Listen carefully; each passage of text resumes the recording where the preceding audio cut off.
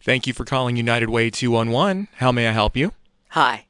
I'm calling to find out what exactly is 211. Well, 211 is an information and referral hotline specializing in providing information on health and human services in your area. Okay. So, what exactly is 211? Okay, 211 is a call center.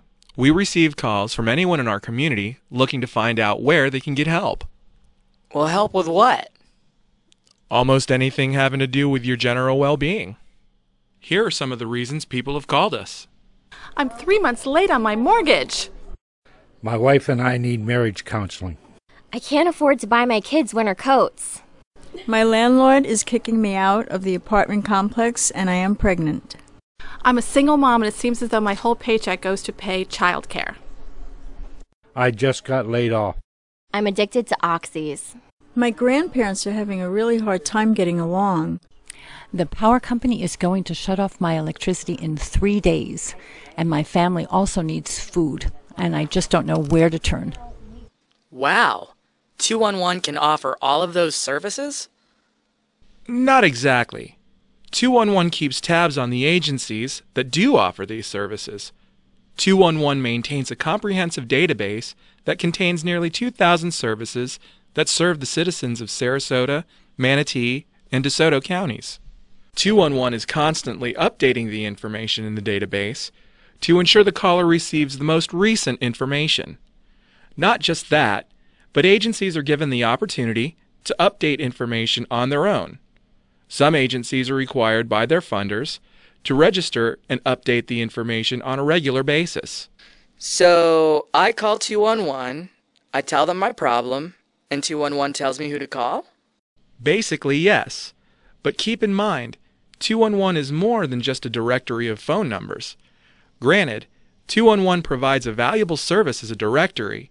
After all, trying to find services in the phone book or conducting random searches on the internet can be very confusing and a very daunting task. To be able to call an easy-to-remember 3-digit number and get this type of information is an extremely useful tool. Fortunately for the caller, 211 offers a more comprehensive service. 211 operators, or INRs, that's Information and Referral Specialists, have the ability to dig a little deeper into a situation to find out what the root of the problem may be. As a result, there may be some indirect services 211 could recommend. Say, for instance, someone calls 211 because they can't pay their power bill. After speaking to a 211 operator, the caller may reveal that the reason they are not able to pay their bill is because their employer cut their hours, a very common problem nowadays. In a situation like this, a caller may feel distressed, making it difficult to see beyond the pending power bill. At this point, the 211 operator may suggest that the caller look into unemployment compensation to determine if they are eligible for benefits.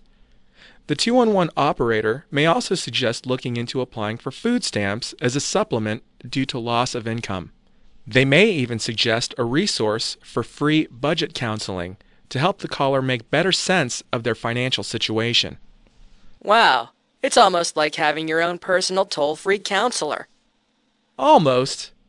211 can give its callers a basic roadmap of the steps they need to take on their road to stability or recovery. 211 must have a resource for every problem you can imagine.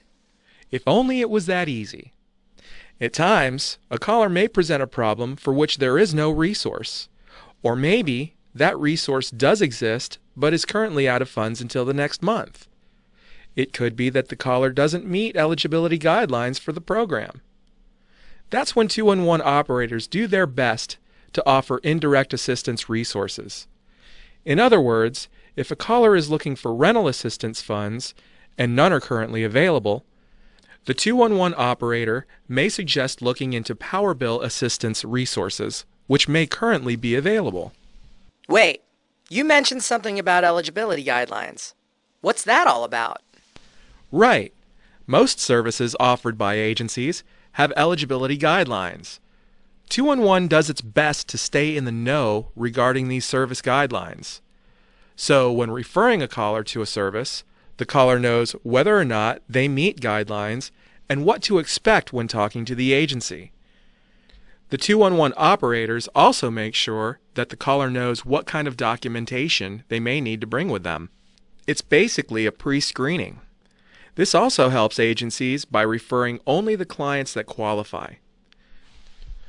In the past, after pre-screening a caller to determine service eligibility, 211 would give the caller the phone number to the agency administering that service.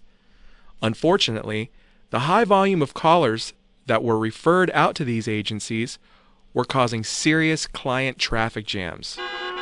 And when clients were able to speak to case managers, the pre-screening process would start all over. 211 realized that implementing a pre-screening form that could be filled out during the initial conversation with the caller and could be forwarded directly on to the case managers would relieve them of that extra step. This procedure has greatly improved efficiencies in the system as a whole. 211 is currently using this form procedure with nearly a dozen programs, with more to come.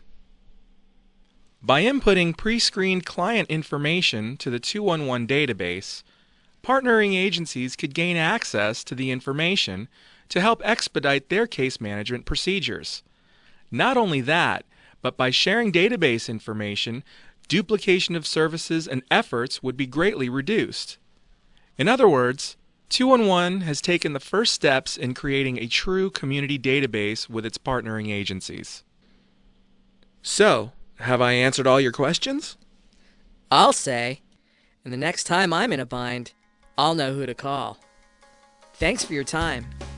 It was my pleasure. And feel free to call 211 anytime.